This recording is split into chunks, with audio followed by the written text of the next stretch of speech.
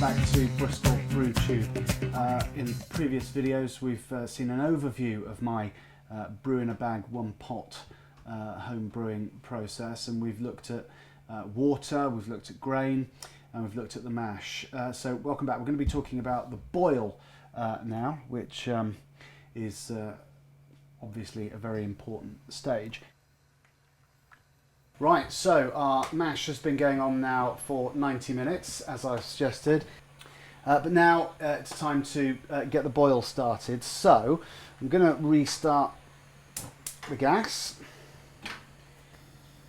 The next step with boil in a bag is we have to get the bag out. But in a lot of brewing books and other brewing tutorials, this is the point at which they will say sparge the beer, i.e. rinse it with hot water.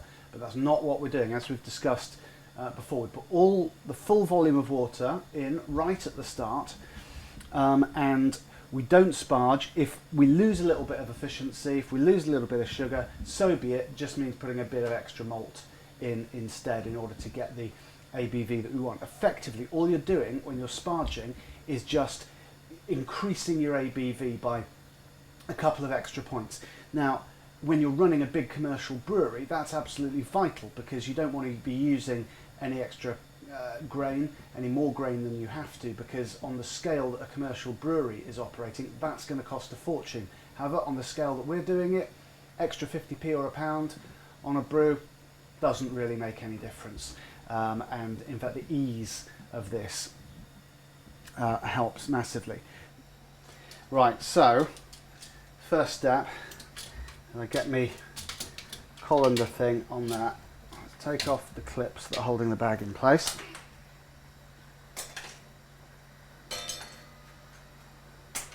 Now, I've seen videos of like people in Australia in their garages who've got winches rigged up to do this, and that would be very handy. However, in a kitchen, a domestic kitchen like this, it's not quite so possible. Now, what we want to try and do is get that under there. Now that has actually gone extremely smoothly. It doesn't normally go as well as that.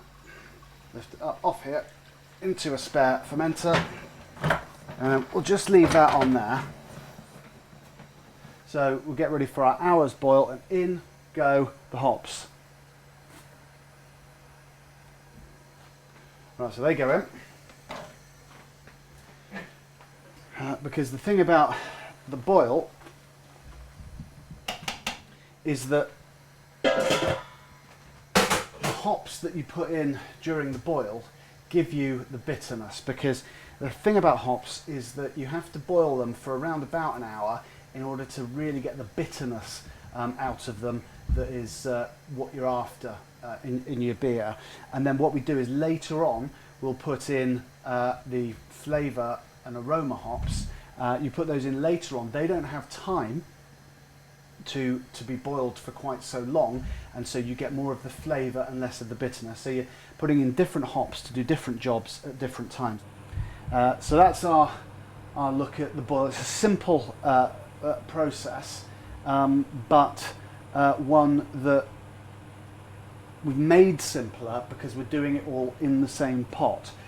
Some systems will say you have one mash tun, you have one sparging container, and you have a boiling kettle. However, this all done in one pot, lots simpler, and I think lots easier. So we're back next time on the next video when we'll look at how to cool the beer down. The only thing that remains for us to do is that this liquid that we've got in here, there's a little bit you see sloshing around in the bottom that we've got out of the grain, we'll add back in, could be at any point during the boil. So that's it for now. We'll see you on the next video.